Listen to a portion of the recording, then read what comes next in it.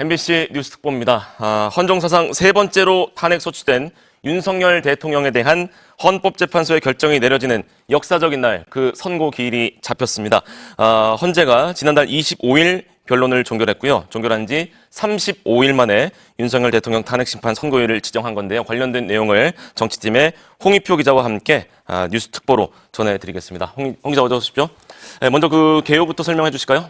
네, 방금 말씀 주셨듯이 헌법재판소가 4월 4일 윤석열 대통령 탄핵 사건에 대해서 선고기일을 4월 4일 오전 11시 대심 판정에서 있을 예정이라고 밝혔습니다. 예. 이건 지난해 12월 4일 윤 대통령이 탄핵 소추된 때로부터 111일 만인데요. 예. 지난달 25일 변론을 종결하고 재판관 평의에 돌입한 때로부터는 38일 만에 선고가 나오게 되는 셈입니다. 예. 이때 헌재가 탄핵 소추를 받아들이면 윤 대통령은 파면되고 이걸 기각하거나 각하할 경우에는 다시 직무에 복귀하게 됩니다. 그렇죠. 또 파면 결정에는 현직 재판관 지금 8명이죠. 8명 가운데 6명 이상의 찬성이 필요하고요. 예. 오늘 헌재는 아울러서 오늘 선고 기일에 방송사들의 생중계와 일반인의 방청도 허용한다고 밝혔습니다. 예. 또 박근혜 전 대통령 탄핵 사건 때도 헌재는 생중계를 허용했었는데요. 예. 국회는 이미 윤 대통령이 지난해 12월 3일 비상계엄을 선포하고 국회와 중앙선거관리위원회에 군을 투입하는 과정에서 헌법과 법률을 어겼다는 이유로 탄핵 심판에 넘겼습니다. 네. 이에 대해서 윤 대통령 측은 비상계엄은 경고성이었고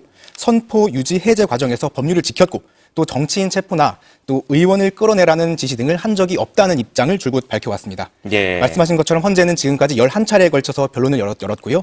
양측의 주장을 들었고 이 변론을 종결한 뒤 이런 추시로 재판관 평의를 열어서 선고를 내릴지에 대해서 계속 평의를 이어왔었습니다. 그랬죠. 그 말씀하신 변론 종결이 지난달 25일, 그리고 오늘 기준으로 35일 만이고 선고일 4월 4일 금요일 기준으로는 38일 만이다. 이런 말씀인데 박근혜 전 대통령, 노무현 전 대통령의 사례와도 비교를 해볼까요? 그때는 이보다는 빨랐잖아요. 네, 말씀하신 것처럼 우리가 이 헌재 선고에 대해서 말을 했을 때 예. 헌재가 이례적으로 숙고를 이어가고 있다, 장고가 계속되고 있다 이런 식으로 우리가 표현을 해왔지 않습니까? 그렇죠. 말씀하신 것처럼 노무현 전 대통령 때와 박근혜 전 대통령 때 말씀하신 것처럼 탄핵 선고에 이르기까지 상당히 지금 걸린 시간보다는 짧게 이어왔었는데요. 예. 아무래도 당시에는 이제 관련 사건에 대해서 재판관들이 평의를 이어오는 내용들이 좀 더 이번 사건에 비해서 좀 더 엄중하다고 할 수는 없었겠지만 예.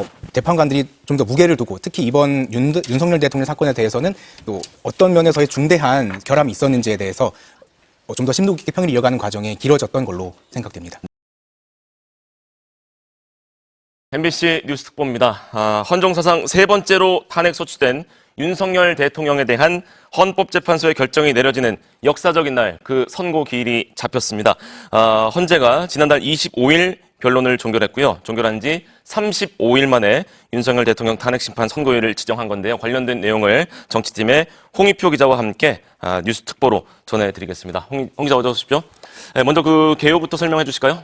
네, 방금 말씀 주셨듯이 헌법재판소가 4월 4일 윤석열 대통령 탄핵 사건에 대해서 선고기일을 4월 4일 오전 11시 대심 판정에서 있을 예정이라고 밝혔습니다. 예. 이건 지난해 12월 4일 윤 대통령이 탄핵 소추된 때로부터 111일 만인데요. 예. 지난달 25일 변론을 종결하고 재판관 평의에 돌입한 때로부터는 38일 만에 선고가 나오게 되는 셈입니다. 예. 이때 헌재가 탄핵 소추를 받아들이면 윤 대통령은 파면되고 이걸 기각하거나 각하할 경우에는 다시 직무에 복귀하게 됩니다. 그렇죠. 또 파면 결정에는 현직 재판관 지금 8명이죠. 8명 가운데 6명 이상의 찬성이 필요하고요. 예. 오늘 헌재는 아울러서 오늘 선고 기일에 방송사들의 생중계와 일반인의 방청도 허용한다고 밝혔습니다. 예. 또 박근혜 전 대통령 탄핵 사건 때도 헌재는 생중계를 허용했었는데요. 예. 국회는 이미 윤 대통령이 지난해 12월 3일 비상계엄을 선포하고 국회와 중앙선거관리위원회에 군을 투입하는 과정에서 헌법과 법률을 어겼다는 이유로 탄핵 심판에 넘겼습니다. 네. 이에 대해서 윤 대통령 측은 비상계엄은 경고성이었고 선포 유지 해제 과정에서 법률을 지켰고 또 정치인 체포나 또 의원을 끌어내라는 지시 등을 한 적이 없다는 입장을 줄곧 밝혀왔습니다. 예. 말씀하신 것처럼 헌재는 지금까지 11차례에 걸쳐서 변론을 열었고요.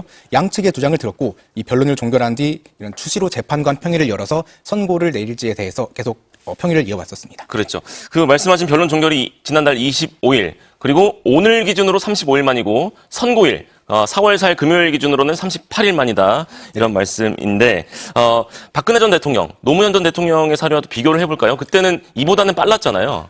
네, 말씀하신 것처럼 우리가 이 헌재 선고에 대해서 말을 했을 때 예. 헌재가 뭐 이례적으로 뭐 숙고를 이어가고 있다, 장고가 계속되고 있다 이런 식으로 우리가 표현을 해왔지 않습니까? 그렇죠. 말씀하신 것처럼 노무현 전 대통령 때와 박근혜 전 대통령 때 말씀하신 것처럼 탄핵 선고에 이르기까지 상당히 지금 걸린 시간보다는 짧게 이어왔었는데요. 예. 아무래도 당시에는 이제 관련 사건에 대해서 재판관들이 평일을 이어오는 내용들이 좀 더 이번 사건에 비해서 좀 더 엄중하다고 할 수는 없었겠지만 예.